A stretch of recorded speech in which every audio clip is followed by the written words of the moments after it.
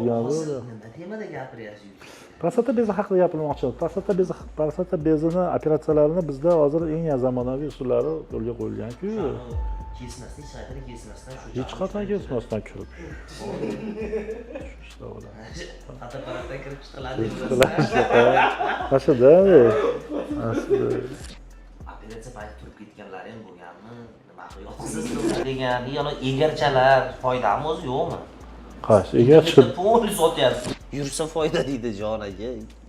Egarchi ko'titaga qo'yib oladi egarchalar aytyapsiz. Ha, trend o'sha egarchalar.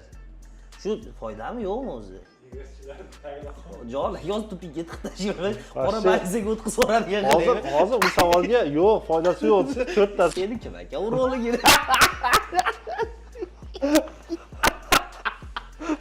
Assalomu alaykum hammaga. Assalomu alaykum Vostaka, yaxshimisiz? Bizni YouTube platformasiga kelib tushayotgan eng nima deymiz, urologiyaga asosiy savollaridan bittasi bu prostata haqida bo'lyapti. Prostata bezi, adenomasi shu haqida siz bilan bugun gaplashamiz. Erkakning ikkinchi yuragi ham deb atashar ekan buni. O'zi prostata insonga nima vazifalarni bajaradi o'zi bizda? Shu haqida ma'lumot bersangiz. Assalomu alaykum hammaga do'stlar. Haqiqatan bu mavzu dolzarb mavzu hisoblanadi va o'ylaymanki bugungi suhbatimiz hammaga manfaatli bo'ladi. Agar ozgina vaqtlaringizni ayamasalaringiz, sizlar shu keyingi 5-10 minut ichida prostata bezi haqida juda ko'p foydali ma'lumotlarga ega bo'lasizlar. Bu prostata bezining o'sha xavfsiz o'smasi bor, adenoma deymiz, xavfli o'smasi bor, o'sha rak предстательной железы deymiz, ya'ni bularni ajratish qanaqa bo'ladi, bularni qaysi yo'l bilan bartaraf etish mumkin, bular haqida gapirib o'tamiz. To'g'ri aytdingiz, bu erkakning ikkinchi yuragi deydi kimdir, sababi prostata bezi o'zi har bir erkak kishida bor a'zo hisoblanadi va uni vazifalari asosan o'sha bizdan chiqadigan urug'ni urug' bilan birgalikda, ya'ni u ishlab chiqaradigan ishqoriy kislotalik muhitdagi suyuqlik o'sha urug'ni himoya qilish, urug'larni ayolni o'sha tuxum hujayrasiga yetib borishiga yordam berish ga o'xshagan vazifalari bor va umuman CD kanaliga ma'lum bir suyuqlik ishlab chiqaradida, uning ichida o'sha bakteriyalarga qarshi bo'lgan suyuqlik bor, ya'ni himoya funksiyasini ham bajaradi. Va afsuski prostata bezida shu 40-45 yoshlardan keyin ma'lum bir o'zgarishlar bo'ladi va bu o'zgarishlar bemorlarimizga ba'zida noqulaylik tug'diradi, kasalliklar chaqiradi va bularning eng asosiy ikkita kasallik bor prostata bezida. Bu prostata bezi adenomasi bor va prostata bezining xavfli o'smasi, ya'ni sal qo'polroq tuyulsa-da rak deymiz, prostata bezi raki bor. Va bizni odamlarimizdan savol tug'ilishining sababi ko'pchilik shuni farqiga bormaydi. Ya'ni bu o'sma prostata adenomasi desa, ha bu demak ertaga rakka aylanib ketishi mumkin. Demak ertaga men shunaqa onkologiya kasalligi bilan olishim mumkin deymiz, lekin bitta bu yerda aytib o'tadigan muhim ma'lumot borki, prostata bezining adenomasi hech qachon rakka aylanib ketmaydi. Yo'q, adenoma ham как доброкачественный o'smami u yo'q? O'sma. Uni ham o'sma deyiladi. Kista emas-da, to'g'rimi? Kista emas.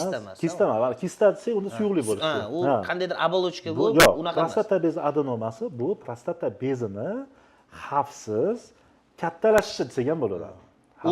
O'zini kattalashishi va o'sha kattalashuvi mexanik siydik yo'lini, ya'ni uretrani qisganligi sababli bemorlarda va ko'pincha u o'tuvchi zonalari bor prostata bezida, o'sha imенно periuretral, o'sha uretraga yaqin bo'lgan zonadan o'sganligi uchun uretrani qisadi va bemorlarimiz o'sha bosimni pasayishi, prostata bezidagi kechalari tunda siygani turishi, oxirgacha quvog'ini bo'shamasligi, ya'ni bu juda ko'p shunaqa bemorlarimizda va shunaqa bemorlarimiz bilish kerakki, bu juda ham ko'pchilikda uchraydigan kasallik va bu kasallikni hozirgi kunda bu o'zi muammo emas. Sababi birinchidan zo'r dorilar ham chiqqan va zo'r buni operativ yo'l bilan davolash metodlari ham chiqqan. Shu haqda men menimcha informatsiya bersam, nima deysiz? Nimalarimizga faqat bitta narsani aytib ketsangiz, Vostaka, misol uchun u qachon podozrение bo'lishi kerak bizda? Boya aytganingizdek, o'sha tunda uyg'onsak, Aha. O'zi umuman mana shu zo'r savol berdingiz. Biz podozreniyaga olib bormasligimiz kerak. ha. Mana nimamiz har bir inson, mana men bu yil 40 ga kirdim. Men 40 ga kirdimda men o'zi bilaman, bir yilda bir marta men check-updan обязательно o'tishim kerak. Ha, polniy tekshiruv. Polniy tekshiruvdan. Va shu qatorda prostata bezini ham o'zini markyorlari bor. Bu PSA analizi hammaga mashhur bo'lgan prostata spesifik antigen. Bu prostatada ishlab chiqariladigan suyuqlik hisoblanadi va qondan aniqlanadi uni. Har yili bir marta 40 yoshdan o'tgan, juda bo'lmasa 45 yoshdan o'tgan bemorlarimiz shu analizni topshirishi kerak. Prostata bezini ultratovush tekshiruvi, peshob analizi va qovoqda ham tekshirib turish kerak, ya'ni CD qolib ketmayaptimi degan maqsadda. Shunda biz kasallikni eng boshlanayotgan holatida ushlasak, unda biz uni dori-darmon bilan, konservativ lecheniya bilan yaxshi bo'lib ketishimiz mumkin.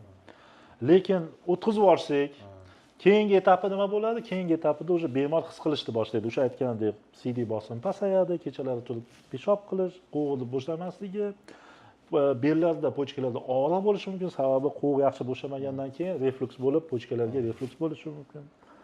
Mochvina kreatin deymiz, ya'ni zahar modda qonda ortishi mumkin, asoratlarni o'zi sanayapman. Va mas yalmay qoladigan darajagacha kelib qolishi mumkin. Значит, hozir bizda kasallarimiz bor, men nevrolog kasallarimiz borda. Misol uchun oddiy holat. Kechqurun 2-3 marta chiqaman deydi. U nechidir yoshidan beri shunaqada. U обязательно borib bitta PSA topshirish kerak. Sababi mana biz bilamiz, sog'lom erkak o'zi 2 martagacha chiqishi допустимо deydi. Kechqurun 2 martagacha. 45 yoshdan keyin. Lekin shunaqa sog'lom erkaklar bilamiz, undan chiqmaydi. 60 yoshida ham chiqmaydi. Bitta uxlaydi, bitta uyg'onadi. Ya'ni bu faqat siyishdagi emasda masala. U yaxshi uxlamagandan keyin odam ertasiga asabiy bo'lib yuradi. Keyin sizga keladi, neuropatologga, men asabiylashayapman, kechalari uxlayolmayapman deydi. Ya'ni hammamiz birimizga bog'liqda kasalliklarimiz. Shunga men o'ylaymanki, bemorlar bizda tibbiy madaniyatni yana ham oshirishimiz kerakda. O'zimiz ham shu qatorda, biz ham erinamiz, doktor bo'lsak ham shu check-uplardan o'tib turishimiz kerak. Endi kasallik rivojlandi. Aytaylik, nima CD bosim pasaydi. Unda обязательно borish kerak. Borib tekshirish kerak. Aksariyat holatlarda 80% holatda desam bo'laveradi. Bizga kelayotgan bemorlarda biz shu prostata bezi adenomasi deb tashxis qo'yganimizdan keyin o'zi aprosniklar bor, ya'ni so'rov qog'ozlari bor. Shular to'ldiradi, IPSS deymiz. Shunda ballarga qarab turib, agar qovoqda CD qolib ketmayotgan bo'lsa, bemorda holati yomon bo'lmaydigan bo'lsa, unda dori-darmon bilan lecheniya qilinadi. Misol, men o'zim jarroh urolog bo'lsam-da, men birinchi dori bilan lecheniya qilaman. Ya'ni dorilar yozib beramiz, o'sha hamma bilgan tamsuvazinlik tarkiblik, finasterid tarkiblik va hozirgi kunda yana uchinchisi qo'shilyapti, bu o'sha tadalafil tarkiblik dorilar ham qo'shilyapti. Va ko'ramiz qanaqa effekt beradi. Agar bemorda bir oydan keyin chaqiramiz bemorni, qanday o'zgarish bo'ldi sizda? Hozirgi holatingiz yaxshimi degan savol beramiz. Agar hozirgi holatim yaxshi, men qoniqyapman o'zimni hozirgi sog'lig'imdan, peshobimni chiqishidan, naporidan desa, unda biz ularga vыбор beramiz. Unda shu dorini ichib yurasiz va bizni nazoratimizda bo'lasiz. To'g'ri, qachondir operatsiya kerak bo'lib qolishi mumkin. Lekin kerak bo'lmasligi ham mumkin.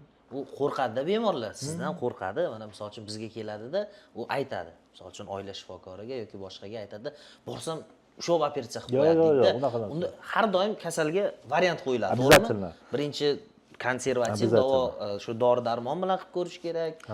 Bu keldi degani u operatsiya bo'ldi yoki bunda bir narsa aniqlandi deb unaqa narsa yo'q. Yo'q, bizda men va bizning jamoamiz, urologlar jamoamizni tarbiyamiz shunaqa bo'lganki, endi menda O'zbekistonda o'qidim, lekin keyin chet elda ishlash baxtiga muyassar bo'ldim.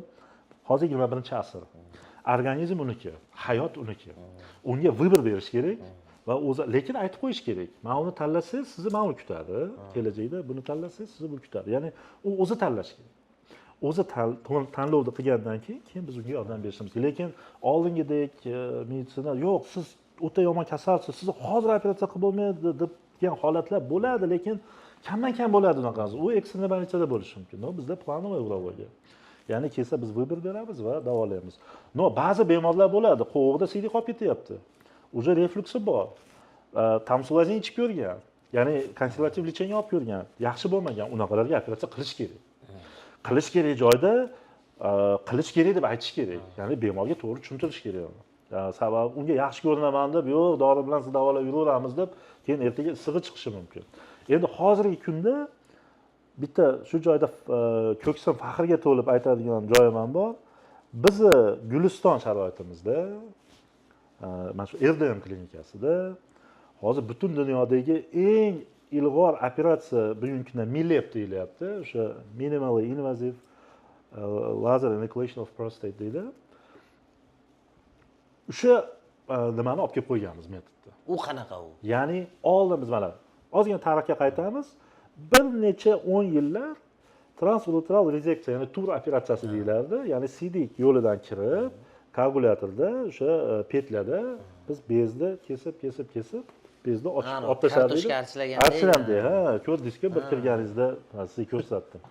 Shunaqa narsa bo'lardi. Lekin hozirgi kunda lazer enuklyatsiya chiqdi, ya'ni lazer texnologiyasi rivojlandi va lazer enuklyatsiya chiqdi. Bu qanday bo'ladi desa, biz bu petlada kesganimizda avvalgisida baribir bu radikalni olib tasha olmasdik. Ya'ni ma'lum bir bez o'sha adenoma qolib ketardi. Yo'l ochilardi, lekin bitta qolib ketishi mumkin. Xalaqit berib turgan narsalar olinardi-yu, lekin qolardi. Endi u qolgan narsa ham qayta o'sish ehtimoli bor. Ya'ni ma'lum bir yillardan keyin qayta yana retur, yana operatsiya qilishga to'g'ri kelishi mumkin. Hozirgi enuklyatsiya, ya'ni lazer enuklyatsiya metodida biz o'sha adenomani to'liqligicha, ya'ni emblok deymiz, to'liqligicha olib, qovoqqa tashlab, qovoqdan uni o'sha marselyatsiya qilib, ya'ni yanchib olib chiqib ketyapmizda va anatomik o'zini asl holatiga, o'sha prostata saqlangan holatda. Prostata saqlanadi, faqat adenoma olib tashlanadi. Uni ko'pchilik adashtiradi. Hozir prostatani ham o'zini olib tashlamayapsiz-da, u adenoma ketadi. Adenoma ketadi. Bu prostata saqlanib qoladi. Kapsulagacha olinadi-da, o'sha olib tashlanadi. Olib tashlangandan keyin bemorda nimasi bilan endi bu, xo'p, siz yangi metod deyapsiz, xo'p, bizga nima beradi yangi metod degan savol bo'lishi mumkin. Nima farqi bor oldingidan desa, birinchidan operatsiyadan keyin qonash ehtimoli juda kam. Radikalni olinadi, ya'ni qaytalanish ehtimoli praktichki 0 ga teng. 5%, ba'zi adabiyotlarda 10% gacha deydi, ma'lum bir yildan keyin, lekin praktichki 0 ga teng. Uchinchisi bu nimani CD bosimini o'ta chiroyli ko'tarilishi, ya'ni yaxshilanishi. Va tez oyoqqa turish.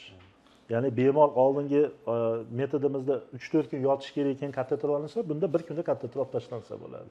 Ya'ni tezda jadal yaxshilanadi bemorning holati. Ostiga bemorlarga qiziqda, tashqarida umuman kesishlar bo'lmaydi, ha? Umuman bo'lmaydi, yo'q. U ham o'ylashi mumkin-da, misol uchun. Yo'q, umuman kesish bo'lmaydi, CD kanaldan kirib. CD yo'lidan kiriladi. Bu endi baribir og'riqsiz, ha? Albatta. 100% og'riq. Chunki ko'pchilik qo'rqadi-da, baribir nozik nuqta. Biz ba'zida o'y bo'ladi, travma bo'ladi degan xayollar. Siz bilan menga ham hozir kimdir sanib, yur operatsiya qilamiz, prostatani olib tashlaymiz desa, biz bir dahshatga tushib olamiz. Lekin o'zi aslida haqiqatan mana biz nechta operatsiya qilsak ham bemorlardan so'raymiz, sizda og'riq bor, yo'q, umuman og'riq bo'lmaydi hech qanaqa. Ba'zida video ham qildik shunaqa operatsiyondan, sizda og'riq yo'qmi deb so'radik ham. Endi men hozir operatsiyonda video qilmayapman, shu joyda aytib o'tib ketay. Qandaydir bemorlarimizni noqulay holatga qo'ygim kelmayapti-da, shuning uchun bu videolar, lekin biz baribir u operatsiyada yotibdi, siz qalaysiz qandaydir ajoyibdek tuyulyapti. Buni biz albatta otziv qilib, ya'ni bemorlardan so'rab olib beramiz. No, shu metod bizda to'la-to'kis yo'lga qo'yildi va haqiqatan ham Shamsiddin, misol bu hali biz o'zimizni maqtash yoki boshqa qilish emas, mana bu yerda tur qilgan bemorimiz yotibdi. Bir kun shunaqa holat bo'ldi. Bitta xonada ular, bu yerda tur qilganimiz, bu yerda xo'lab qilganimiz. Ikkalasini kateterini ham solishtirsangiz, bunisi anchagina qonli holatda, bunisi top-toza. Ikkinchi masala, ikkalasini vasстановлениясini ham ko'rdimda. To'g'ri aytish mumkin uchonlarimiz, doktorlarimiz bitta individni solishtirib sen hech narsa deya olmaysan, lekin bu statistik ma'lumotlar ham bor. Ya'ni buni ustunligi. Bu o'sha yuzlab bemorlarda tekshirilgan ma'lumotlar ham bor. Buni isbotlashimiz ham shart emas, sababi o'zi yozib qo'yilgan. Hozir guidelineslarda bizda kelyapti, shu nima MILEP yoki HOLEP metodi, tur metodidan yaxshi. HOLEP o'sha yaqinda koreyalik anaqalar kelganda, u boshqa masala edi. U boshqa masala edi. Unda CD yo'ldan kelib toshlarni olish o'sha rirs deymiz. U operatsiyalar bizda ham qilinadi, lekin o'sha toshda Uni ham toshlar yo'q. muammosi ham hal bo'ladi biz o'zimiz. Albatta. Biz aytaylik, bemorlarimiz operatsiya bo'lishdi.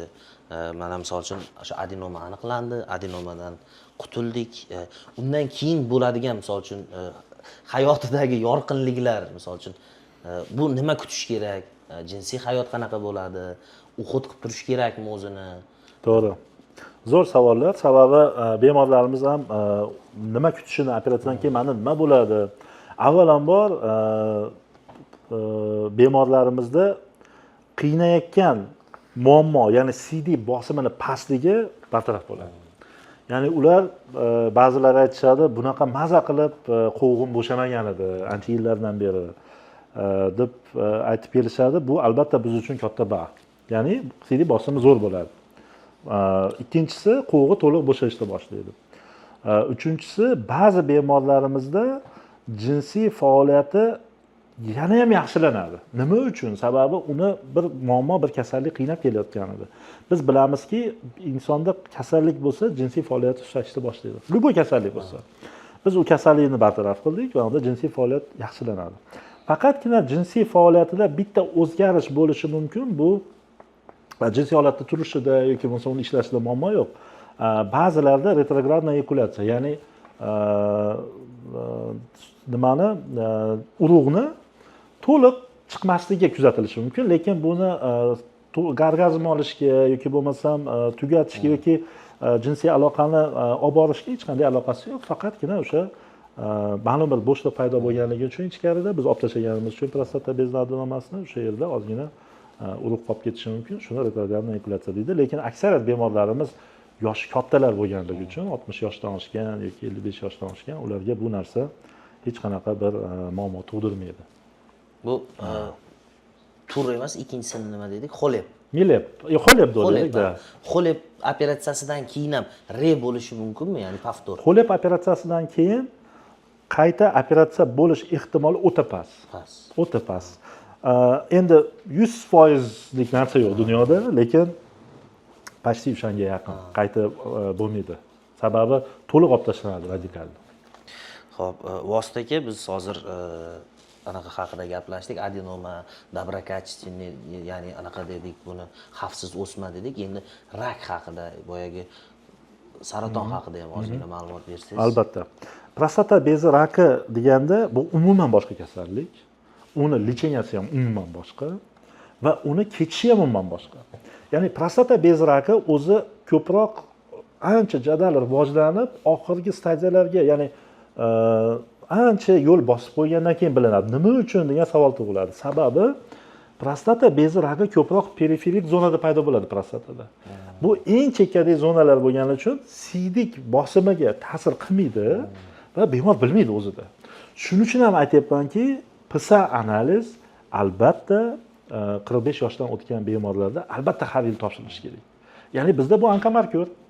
Bu 4 emas, 4,5 yoki 5 bo'ldimi, sirasi biz MRT qilamiz. MRTda Pirates bo'yicha ko'riladi va unda Pirates bo'yicha aytaylik 3, 4 yoki 5 bo'ladigan bo'lsa, biz biopsiya qilamiz. Va biopsiyada aniqlaymiz va aniqlayapmiz ham hozirgi kunda. Shu hamma aytayotgan tekshiruvlar bizda Gulistonda bor. Xuddi shu tekshiruvlar butun dunyoda tan olingan shu tekshiruvlar hozirgi kunda to'g'risi. Va bu narsalar hammasi qilinyapti. Prostata bezi raki bo'lsa, agarda bemorda bu tomonga ajratyapmiz, uni ya'ni PET-PSMA deymiz tekshiruv qilyapmiz. Agar u lokalizovanный prostata bezini o'zidagi o'sma bo'ladigan bo'lsa, prostata bezini radikalni olib tashlash amaliyoti bor. Bu laparoskopik yo'l bilan, ya'ni kesmasdan, ham kichik tirqichlar orqali bajariladi. Olib tashlanadi va bemor praktichki 100% qutuladi rakdan. Lekin rangi stadiya bo'lsa, ya'ni lokalizovanный bo'lsa u. Endi bizga afsuski, ba'zi bemorlarimiz keladi, uje nima prostata bezida ham rak bor, u metastaz bergan, uje misol uchun ko'stga. U asosan shuni so'ramoqchida, metastaz qaysi a'zolarga beradi? Eng birinchi beradigan a'zolar bu o'sha tas sohasidagi suyaklarga beradi. Birinchi beradigani va ko'p bemorlarimiz belim og'riyapti deb o'zi keladi, tekshirilganda o'sha nimada suyaklarda metastaz aniqlanadi va ular bilamizki, bu o'sha prostata bezidagi protsess hisobiga bo'lgan. Shunga ham aytyapmanki, check-up, ya'ni yiliga bir marta o'sha PCR analizini topshirib turish bu juda ham muhim Bu narsa. saratonni xalq orasida bilsangiz erkak, urg'ochi deb ajratadi, ya'ni metastaz berishida bu narsa. Misol uchun bemorda aniqlandi, biz uni tekshirdik, misol uchun доброкачественный, злокачественный ajratgandan keyin buni olish jarayonida metastaz berish misol uchun darajasi ham pasayadimi buni bartaraf qilingandan keyin? Bartaraf, mana misol o'zi umuman keling, mana biz bemorlarimizga informatsiya bo'lish uchun mana bemor keldi. Bemorni PCR topshirdik. PCRsi aytaylik 4 dan baland 5, 6, 7 nechida chiqdi. Biz MRT qildirdik. MRT aytdiki, ha, podozrение bordi. Biz uni biopsiya qildirdik. Biopsiya qilishda ham shu joyni aytib ketishim kerak. 12 ta nuqtadan multifokalni olishdi. Bitta tochkadan emas, 3 ta tochkadan emas, 6 tadan emas, 12 tadan. Ya'ni dunyo tan olgan 12 ta. Nima uchun? Sababi shunda biz prostata bezini to'liq qamrab olamiz. Bekorga 12 ta deb yozilmagan.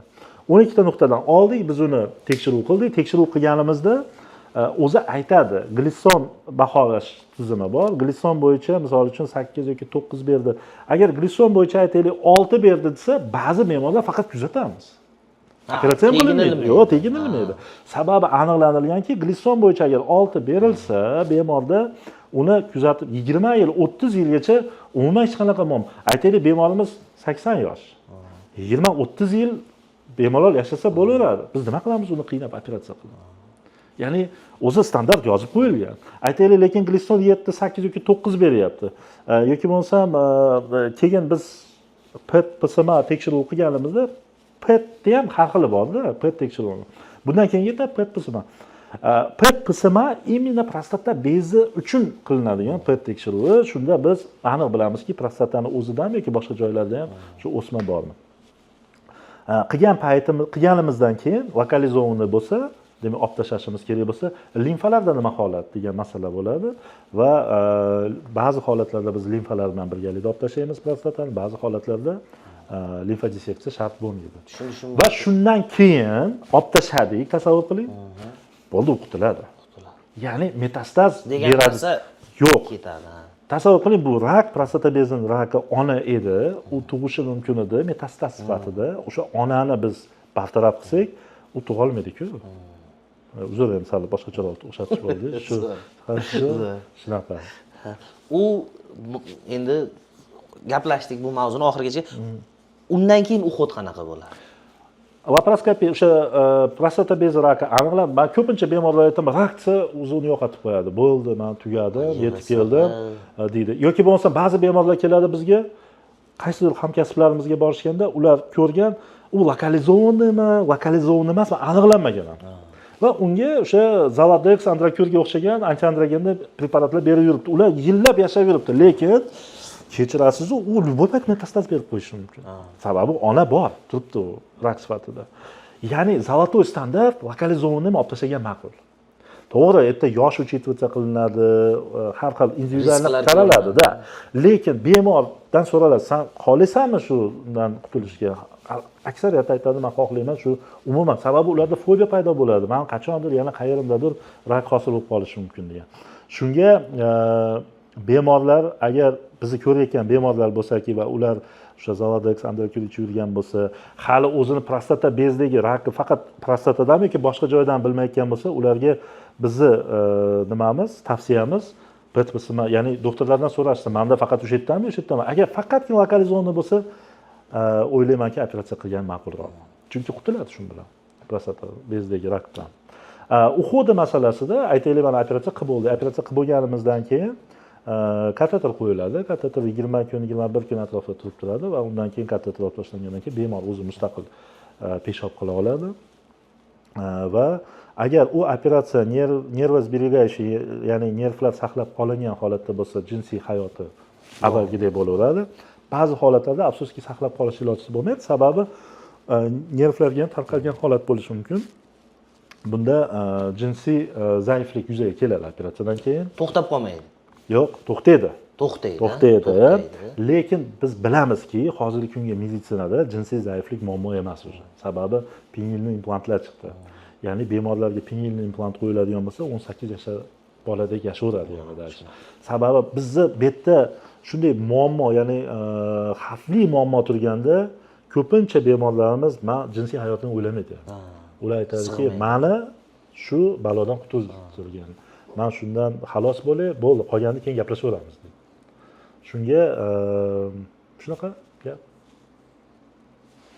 Vositaga bu misol uchun rak aniqlangan bemorlarimiz bor, bizni kuzatayotgan, aniq qilayotgan, shu boya aytgan o'zingiz dorilar ichib yurganlar borda. Bu bemorlar misol uchun Gulistondan deylik, Zomindan yoki Begim. Farqi yo'q, qayerdan ular bo'lsa. qayerdan bo'lsa ham o'sha muolajalar, o'sha operatsiyalar bizda Gulistonda, Erdemda qilinadimi? Albatta. Guliston sharoitida. Bizni Guliston sharoitimizda, bizni klinikamizda biz laparoskopik radikal prostatektomiya amaliyotini to'liq yo'lga qo'yganmiz va uni qilib kelyapmiz. Bu zamonaviy, ya'ni malinvazivniy metod hisoblanadi. Ya'ni aytganimdek, oldin nima qilinardi? Katta kesilardi, kirilardi, olib tashlanardi, tikilardi va bemor 20 kunlab больницада qolib ketardi. Hozir biz bu qilayotgan operatsiyamizdan keyin o'rtacha 4-5 kun bemor yotadi больницада bizni nazoratimizda va ma'lum bir